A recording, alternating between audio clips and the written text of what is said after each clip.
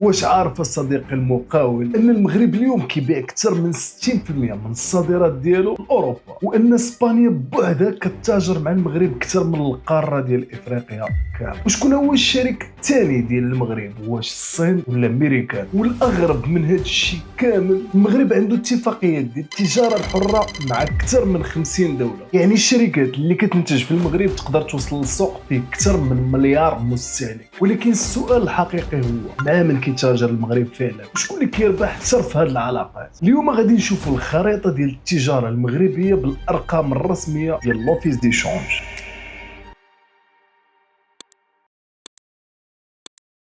السلام عليكم الاخوان، معكم يونس السالمي، فيديو جديد من سلسله ما وراء الارقام اللي كنحاولوا نبسطوا فيها المعلومات على لامبور ليكسبور الكوميرس انترناسيونال والتحليل ديال رابور لوفيس دي شونج ونشوفوا الهوته فين كاينه. خليكم معنا.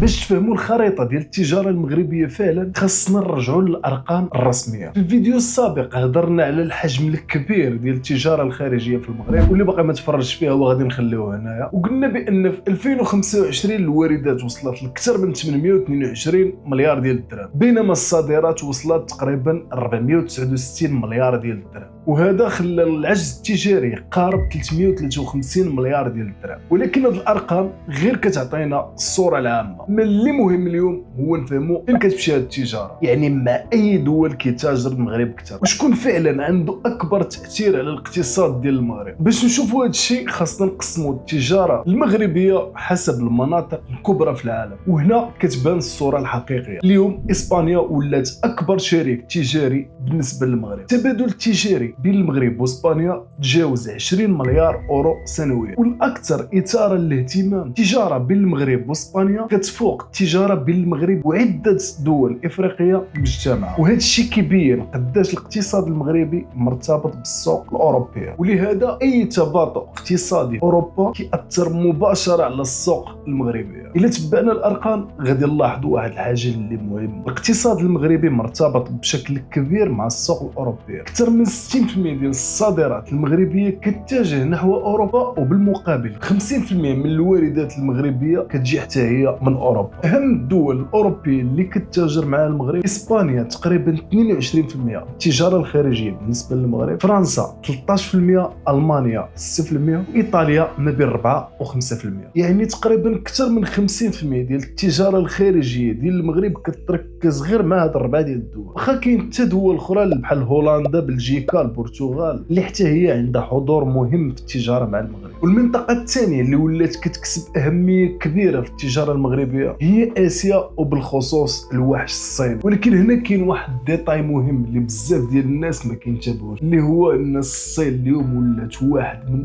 اكبر الموردين للمغرب. المغرب كيستورد من الصين مجموعه كبيره من المنتجات بحال الالكترونيات، الالات الصناعيه، المنتجات الاستهلاكيه والمعدات. الواردات من الصين تجاوزت تقريبا 70 مليار ديال الدرهم سنويا. ولكن المفاجاه ماشي هنا، المفاجاه هي ان الميزان التجاري ما بين المغرب والصين ماشي متوازن، حيت المغرب كيستورد من الصين بزاف اكثر ما ان الصين كتستورد من المغرب. وهذا الشيء كيخلق اختلال واضح في التجاره بين البلدين وما بين الشركاء المهمين كاين حتى امريكان. وهذه الاتفاقيه دخلت حيز التنفيذ في 2006. التجاره تقريبا وصلت بين البلدين حتى 6 مليار دولار سنويا. المغرب كيصدر لامريكا فوسفات، المنتجات الفلاحيه والنسيج، وامريكا كتصدر للمغرب الطائرات، الالات الصناعيه والتكنولوجيا. وما نساوش افريقيا حتى هي اللي كتبقى سوق مهم بالنسبه للمغرب. حوالي 7% من الصادرات ديال المغرب كتتجه مباشره للسوق الافريقي. وهنا كنوقفوا عند اهم الشركاء الافارقه، السنغال، موريتانيا، كوت ديفوار. وكاينه اتفاقيه جديده اللي كتفتح افاق كبيره بالنسبه للتجاره، اللي هي منطقه التجاره الحره افريقيا، هي الاف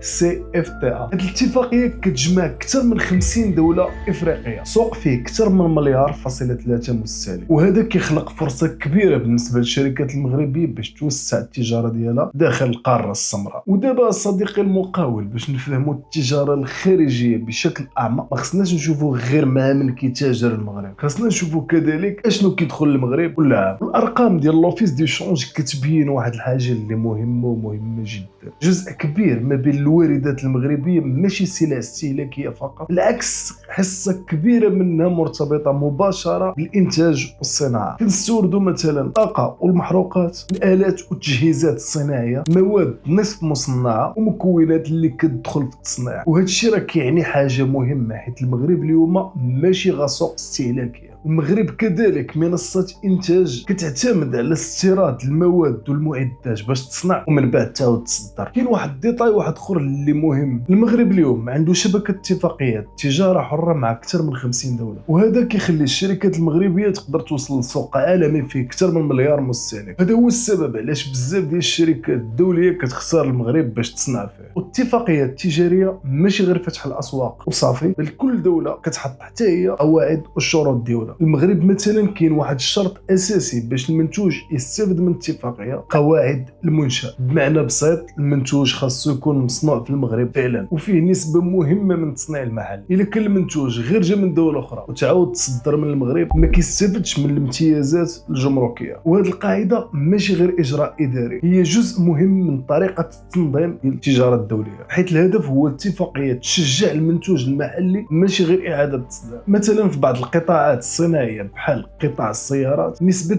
الادماج الصناعي وصلت اليوم في المغرب تقريبا 60%، وهذه النسبه راه نسبه مهمه. يعني اكثر من نصف مكونات السياره كيتم تصنيعها محليا، وهذا هو اللي كيخلي السيارات اللي كتصنع في المغرب تقدر تستافد من اتفاقيات التجاره الحره وتدخل الاسواق دوليه بشروط تفضيليه. بمعنى اخر، اتفاقيات تجاريه ماشي غير فتح الاسواق، وحتى هي كتشجع الشركات باش تصنع اكثر داخل المغرب. وهذا الشيء بالضبط هو الهدف من بزاف ديال السياسات الصناعيه السنوات الاخيره. الا رسمنا خريطه ديال التجاره المغربيه غادي نشوفوا الصوره واضحه. المغرب مرتبط بشكل كبير بالسوق الاوروبيه، اسيا خصوصا الصين اللي كتشكل مصدر كبير من الواردات، وافريقيا اللي تقدر تكون اكبر فرصه للتوسع في المستقبل. ولكن السؤال الحقيقي ماشي مع من كيتاجر المغرب، السؤال هو اشنو اللي كنوصلوا به للاسواق العالميه، وشنو القيمه اللي كتزاد هنا في المغرب قبل ما يخرج المنتوج. حيت التجاره ماشي غير بيع وشراء، كاين فرق كبير ما بين دوله كتبيع الماده كما هي ودوله كتخدم عليها هنا ومن بعد كتخرجها للسوق العالمي. وهذا الفرق كيحدد واش شكون اللي كيربح اكثر في التجاره العالميه. الا وصلتي حتى لهنا ما تبقاش غير متفرج، ناقش معنا في التعليقات وصيفط لذاك صاحبك اللي مهتم بهذه المواضيع هذا، وقول لنا اشنا هي الدوله اللي كتظن غتولي اكبر شريك تجاري للمغرب في المستقبل، الصين، اوروبا ولا افريقيا. ودير جيم الفيديو الا كنتي مهتم بما وراء الارقام، وهذا ما كان.